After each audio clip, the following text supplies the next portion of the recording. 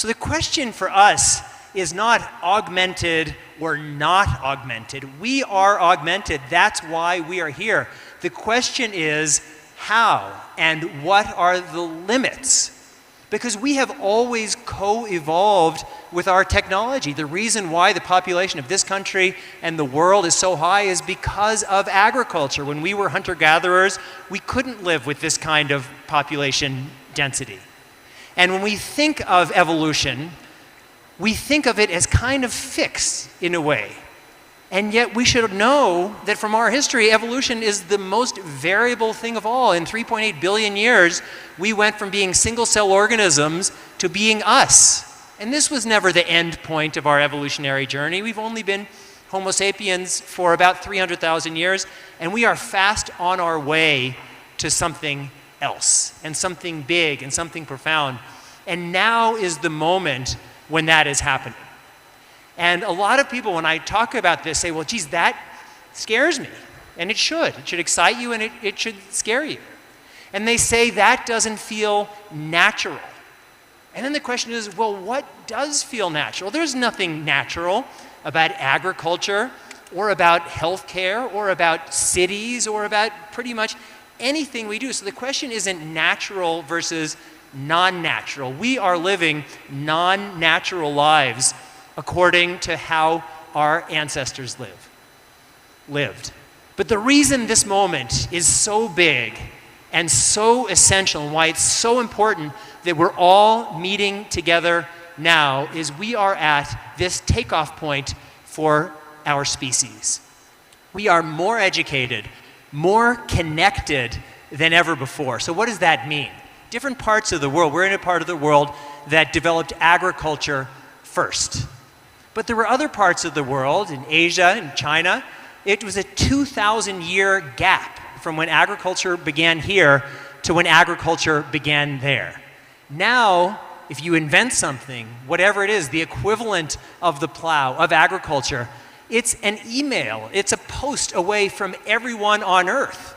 So there you go, you just made if you're in this other place, you just got a 2,000-year jump. You are ahead, and that's with everything, with every aspect of knowledge, with more and more humans who are part of this process. And then we talk about different technology. We talked about IT and AI this morning. But the reason we're at a takeoff point is we're seeing a super convergence of all of these technologies that are leaning against each other. And because we are experiencing this exponential change, and as we're seeing with Moore's law, but it's across a lot of technologies of speeding up change, what it means is that our sense of time looking in the rearview mirror is too slow because we are on a J-curve of change. And so if you are thinking, well, I know what a 10-year unit of change is because I remember what the world was like in 2009, that is not a 10-year unit of change. Let's call that a 6-year unit of change. And then that 6-year unit of change becomes a 3-year unit of change. You get that. So we are moving, we are barreling forward. And what that is doing is creating a world where the worlds of science and the worlds of science fiction are connected. I write both nonfiction and science fiction, and really the only difference is characters and a few sex scenes, because we are now at a time, that was a joke by the way, you can laugh. We are now at a time where the limits on our productive capacity are in many ways just the limits of our individual and collective imagination. And that is a really, really big deal. And what is that going to open up? We're going to talk about some of these technologies. We're doing a panel on Wednesday on genetic engineering. And we're going to fundamentally change the way that we do healthcare, moving from generalized to precision to predictive healthcare. The way we make babies, moving from, and I'll talk about this on Wednesday, conception through sex to conception through science. The nature of the babies, the nature of the babies that we make. We're going to use technology to live longer. We are going to bring technologies into ourselves. Right now, everyone is carrying around these phones. All of those technologies are coming into us, and everything is going to come together. I don't want to go through all of the details because you know it, and in many ways, the issue isn't just the details of the different technologies or even all of the technologies. The issue is where it's going. And there are many people who think, well, I kind of have a model for how to think about these technologies, which is therapeutic applications, curing diseases. That stuff is the good stuff. Kind of helping people get to the level of normal, what we see as normal, that's the good stuff. But going beyond normal, that's the bad stuff. That's the enhancement. But there's really no possible way to divide the normal and the enhanced, because all of life is on a spectrum. And it's not just the spectrum of what is possible for a human. I mean, we have our lowest IQ and our highest IQ. But we are already enhancing ourselves. Right now, there are some people who are born with bad eyesight. In the old days, those people would have had, in many cases, a hard time surviving. And now we have glasses. And then we have telescopes and microscopes. And now we can see into cells and we can see out into the stars. If someone had to say, well, what is normal for vision? How could you answer that question? You can't answer it about health. You can't answer it about age. You really can't answer it about anything. And so the question is not, should we or should we not play God? We, our species, into quoting Stuart Brand, we are already as gods.